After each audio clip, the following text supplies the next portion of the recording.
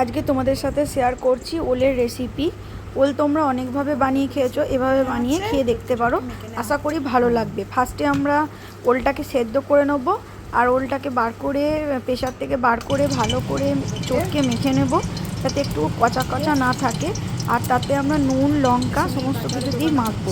এদিকে আমরা একটা বেসনের ব্যাটার করবো, ভালো করে বেসনটাকে ফাটিয়ে আগে থেকে যে ওলগুলো পাকিয়ে রেখেছিলাম গোল গোল করে, সেই ওলগুলো ওই বেসনে ডুবিয়ে ভালো করে নিয়ে কড়াইয়ে তেল দিয়ে ডিপ ফ্রাই করে একটু ভালো করে ভেজে নেব।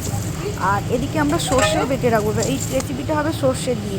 তারপর তুলে রাখা বড়াগুলোকে তুলে রাখার পর আবার এই কড়াইতে তেল দিয়ে একটু কালো জিরে ফোড়ন দেব, এবং ওই সর্ষেটা বেটে রাখা সর্ষেটাকে দিয়ে দেবো, এবং হলুদ দেবো, নুন দেবো, দিয়ে কিছুক্ষণ মশলাটা কষিয়ে নিয়ে একটু জল ঢেলে মশলাটা ফুটতে দেবো। মশলা ফুটে ফুটে আসবে, তার 2 মিনিট আগে বড়াগুলো দিয়ে রেডি আমাদের ওল।